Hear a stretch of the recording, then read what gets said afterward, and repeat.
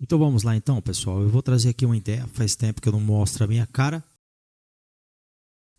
Eu vou trazer uma ideia aqui sobre o que está escrito no Apocalipse capítulo 13. Tá? Para vocês entenderem aonde que nós estamos, não somente aí no jogo político, mas também na Bíblia.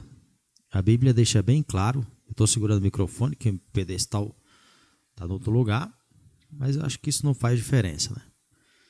Então, o que acontece? A Bíblia, em Apocalipse capítulo 13, ela deixa bem claro um tempo onde iriam se acontecer algumas coisas. Eu quero me atentar aqui sobre essa questão. No versículo 7, que diz assim: foi-lhe dado poder para guerrear contra os santos e vencê-los. Olha só, foi-lhe dado autoridade sobre toda tribo, povo, língua e nação. O que isso parece, politicamente dizendo, nos dias de hoje? A gente percebe aí um jogo político, a gente percebe uma situação que vem acontecendo agora na política, se desenhando uma história que aparentemente ela é muito parecida com esse versículo 7. A questão é a seguinte: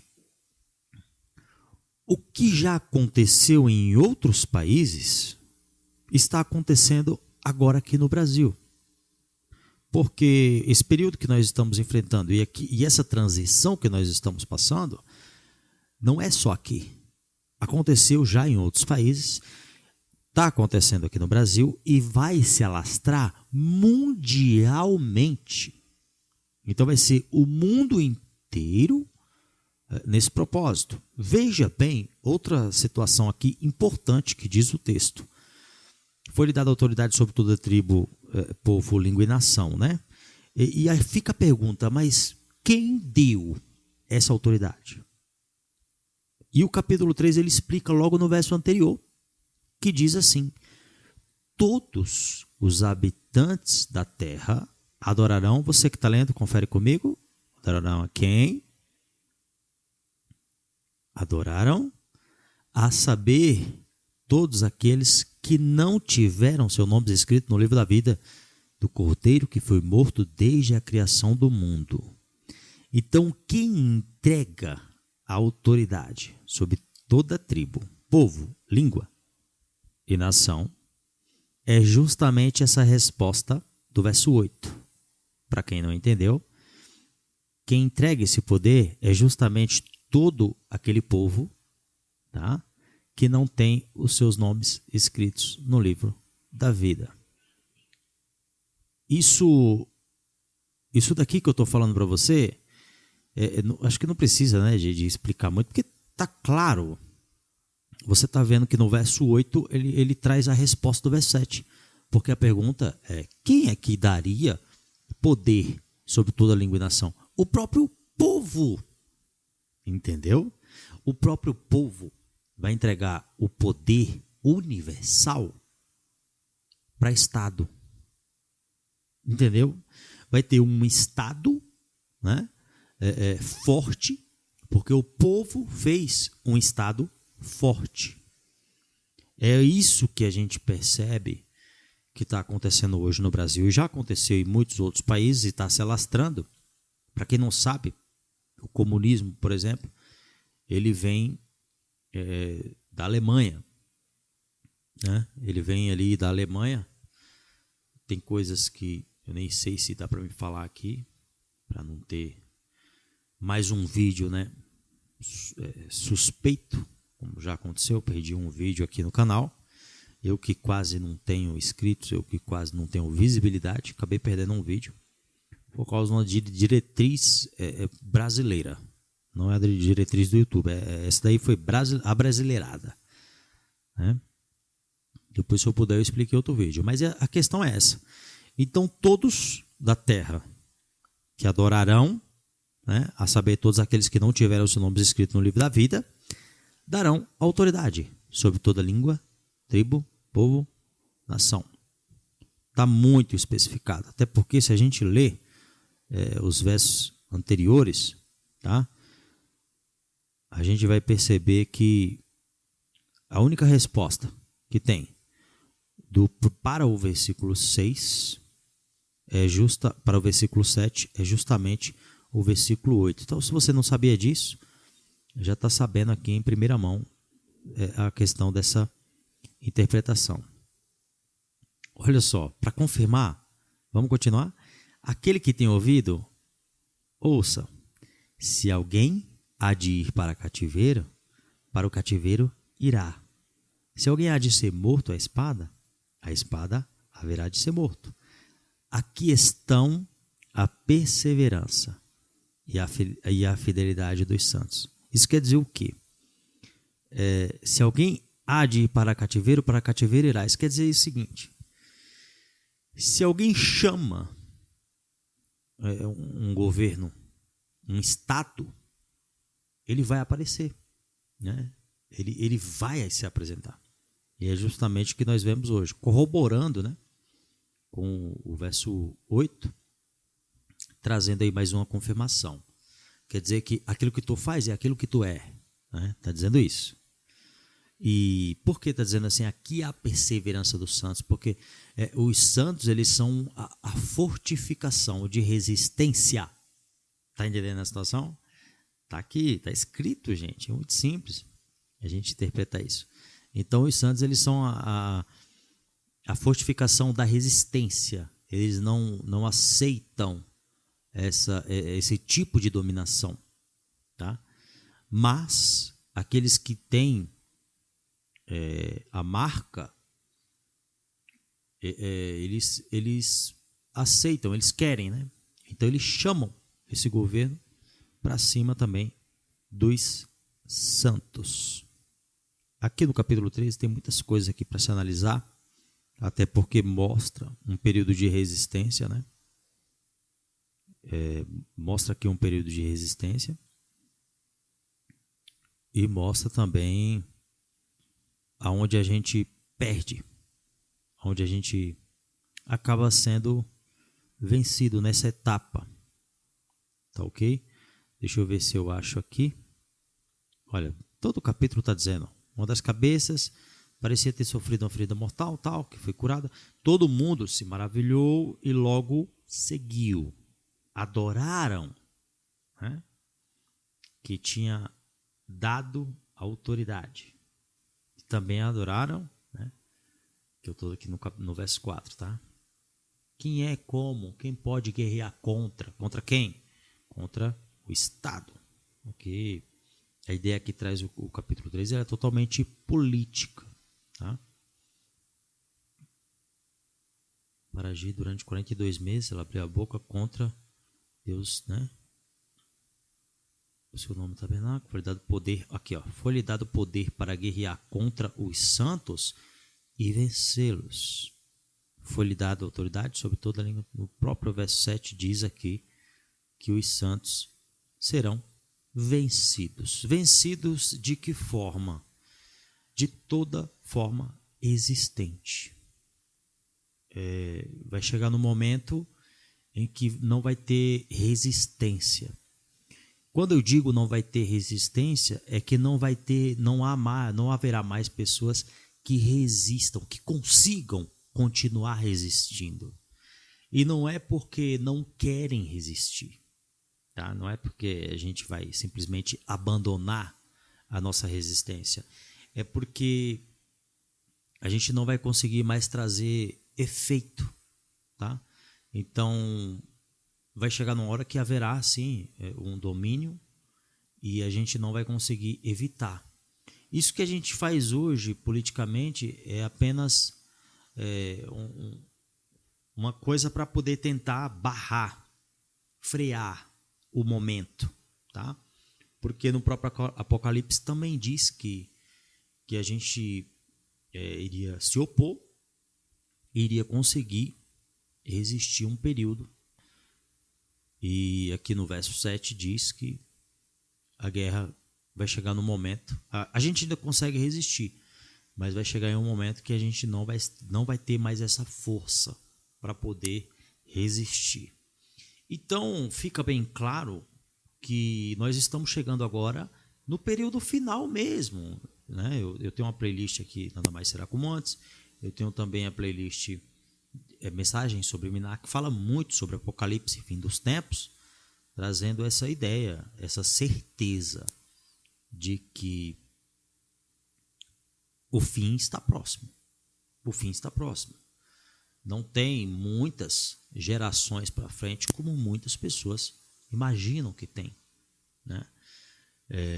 E até porque tudo, você pode perceber que tudo aqui que está escrito no Apocalipse 13, se a gente comparar hoje com o Brasil, a gente consegue achar várias vertentes que corroboram com o que está escrito. Isso agora, aqui no Brasil, mas depois vai se alastrar para outros países.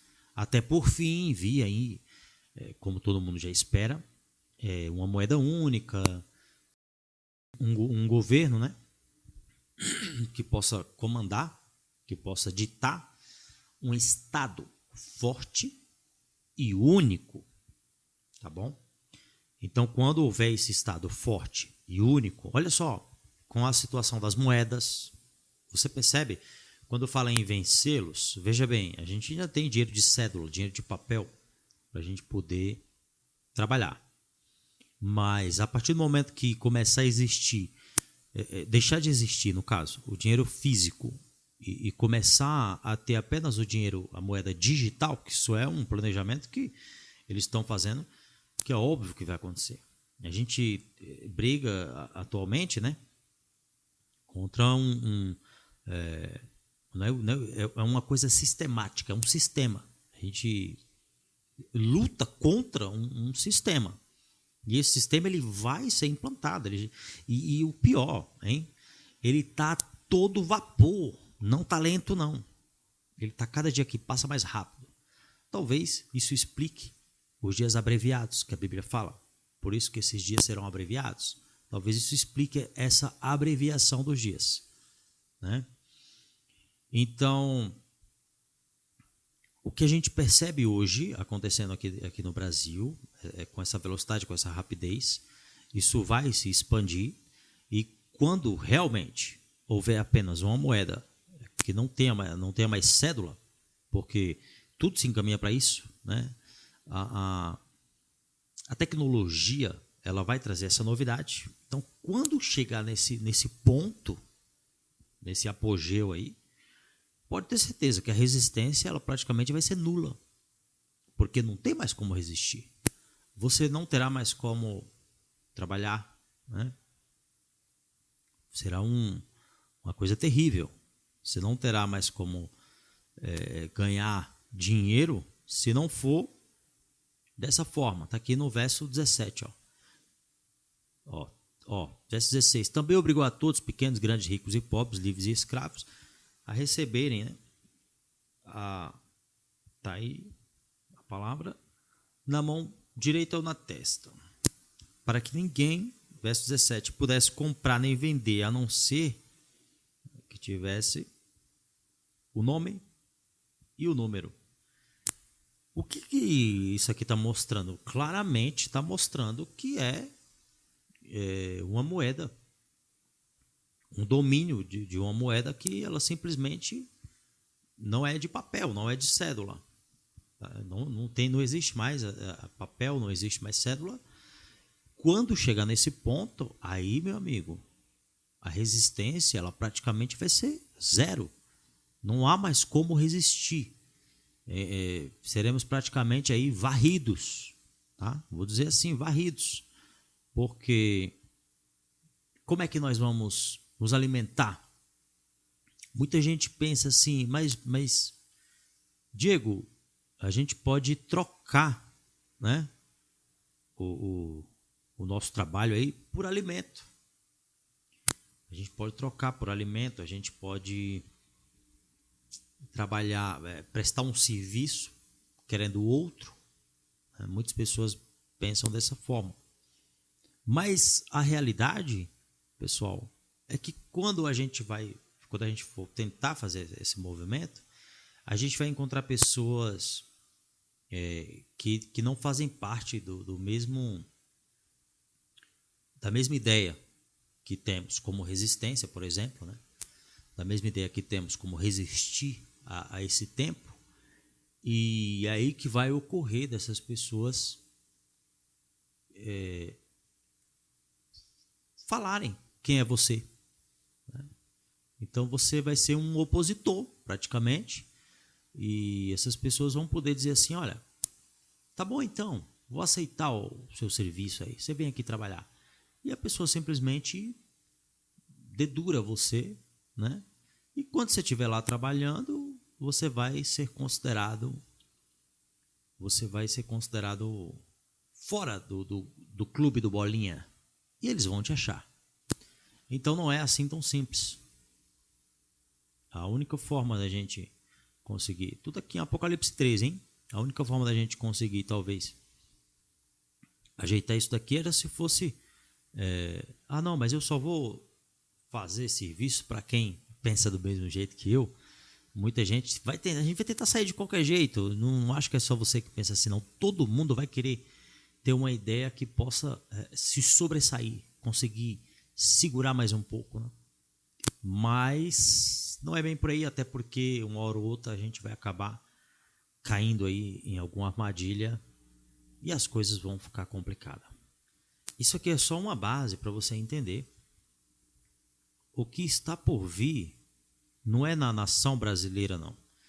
É sobre o que está por vir no mundo nos próximos anos.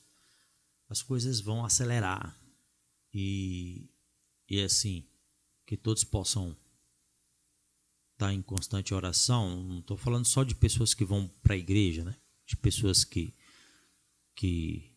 vão a templos, mas eu falo de pessoas que acreditam, né, na Bíblia, que acreditam que o caminho é Jesus, né? Que Ele nos aguarda e também que Ele virá nos buscar.